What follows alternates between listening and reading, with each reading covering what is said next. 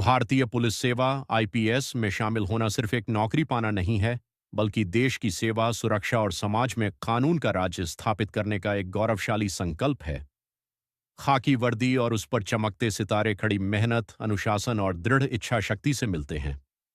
यदि आप भी एक आईपीएस अधिकारी बनकर देश के विकास में अपना योगदान देना चाहते हैं, तो यहाँ पूरी प्रक्रिया को बिल्कुल सरल और गहराई से समझाया गया है।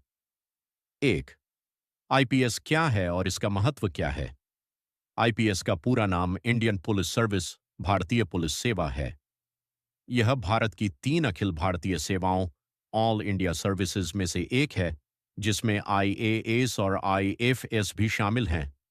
एक आईपीएस अधिकारी कानून व्यवस्था बनाए रखने, अपराधों को रोकने और उनकी जांच करने, वीआईपी सुरक्षा, खुफिया जानकारी जुटाने और साइबर अपराध जैसे गंभीर मामलों को संभालने के लिए जिम्मेदार होता है। जिला स्तर पर पुलिस विभाग का सबसे बड़ा अधिकारी, एसपी या एसएसपी, एक आईपीएस अधिकारी ही होता है। 2. आईपीएस बनने के लिए योग्यता, एलिजिबिलिटी क्राइटेरिया। आईपीएस बनने के लिए UPSC, union public service commission द्वारा आयोजित की जाने वाली सिविल सर्विसेज एग्जामिनेशन सीएसई को पास करना होता है। इस परीक्षा में बैठने के लिए कुछ बुनियादी योग्यताओं का होना अनिवार्य है। के शैक्षणिक योग्यता, एजुकेशनल क्वालिफिकेशन। उम्मीदवार के पास भारत सरकार द्वारा मान्यता प्राप्त किसी भी विश्वविद्यालय से स्नातक ग्रेजुएशन की डिग्री होनी चाहिए। आपने ग्रेजुएशन किस विषय, arts, science, commerce, engineering, medical से की है, इससे कोई फर्क नहीं पड़ता। ग्रेजुएशन में आपके कितने प्रतिशत परसेंटेज अंक आए हैं, यह भी मायने नहीं रखता, बस आपका पास होना जरूरी है। यदि आप ग्रेजुएशन के आखिरी वर्ष, फाइनल ईयर में हैं, तब भी आप इस परीक्षा का फॉर्म भर सकते हैं। खा आयु सीमा, एज लिमिट। यूपीएससी परीक्षा के लिए न्यूनतम आयु 21 वर्ष है।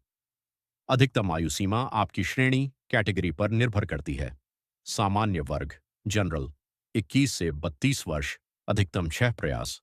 अन्य पिछड़ा वर्ग, ओबीसी, 21 से 35 वर्ष, अधिकतम 9 प्रयास।